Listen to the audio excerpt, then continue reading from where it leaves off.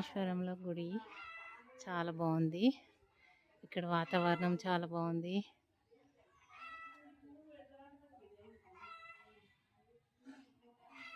ఎంత బాగుంది చూడండి. పాత గుడి.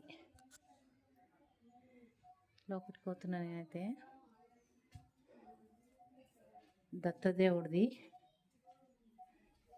కడప చూడండి ఎంత పెద్దగా ఉందో. జయదేవ.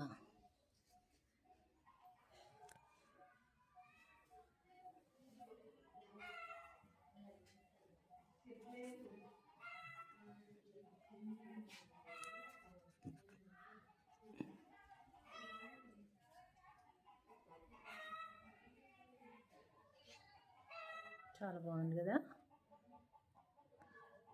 చూడండి ఎంత బాగున్నాడో దత్తాత్రేయుడు. ఇప్పుడు గుడి చుట్టూ చూపిస్తాను.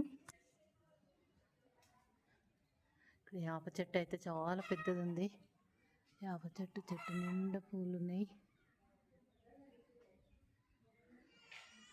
అబ్బో ఇక్కడ కూడా ఏమో దేవుడు ఉండు.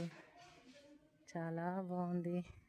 ఇలాంటి పాత గుళ్ళు ఎక్కడ కనిపించాయి కదా, అందుకని నేను ఇక్కడ వచ్చినా నాకు అనిపించింది. ఇక్కడ రూమ్లు కూడా ఉన్నాయి, బ్రాహ్మణ్సి అనుకుంటా. ఇప్పుడైతే పూజలు లేవు. పూజలు జరిగినప్పుడు చాలా బాగుంటుంది అనుకుంటా. కన్నుల పండుగగా.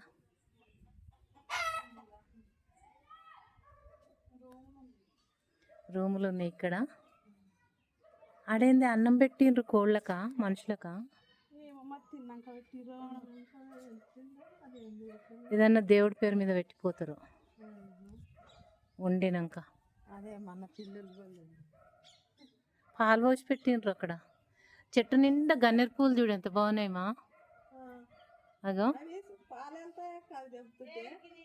అవి శివుడికి ఇష్టం. శివుడికి ఇష్టం. ఏది పత్రి, బిల్వపత్రి. అది కాదు మల్లె చెట్టు. బిల్వపత్రి చెట్టులో వేస్తుంది, ఇట్లా తీగలేవదు. బిల్వపత్రి శివుడికి ఇష్టం. దేవుళ్ళకి పెట్టాలి. దేవుళ్ళకి నేను పెడతా. మా ఇంట్లో దేవుళ్ళకి పెడితే ఏం కాదు, మంచిది. ఇంకా మంచిది పెట్టొచ్చు. అది పాలు సుక్కలు వెళ్తాయక ఏమైతుంది, మనం పట్టుకుంటామే ఏంటి, తెంపుకుంటే ఒక కవర్లో వేసుకుంటే ఒక గిన్నెలు వేసుకో, అదే సుక్క అయిపోతుంది. పాలు వస్తాయి. వచ్చినాయి, ఏం కాదు పెట్టొచ్చు. ఎవరో వచ్చిన వాళ్ళేమో గిట్లనే. ఇగో గలీజ్ చేసి అదే అంటున్నా. ఉగాదికి మనము వెతుక్కుంటాం వేపపూత. ఎంత చెట్టు నిండు ఉంది చూడు. కొడవదమా? ఇప్పుడు వండబోద్ది ఏం మనం. అవును ఇక చూడు. అప్పుడు తెచ్చుకోవాలి సునీత. తెచ్చి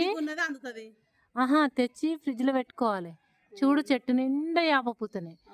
బంగారం లాగా కొనుక్కొచ్చుకుంటాం 10-20 రూపాయలు పెట్టి. పువ్వులు అట్లనే. ఇక చూడు పువ్వులు పెద్దగా అయింది. చెట్టు నిండా పూలు చూడు. ఆకు లేదు చెట్టు. ఎంత బాగుంది ఆ చెట్టు. అవు కదా, చెట్టు నిండా పూలు చూడు.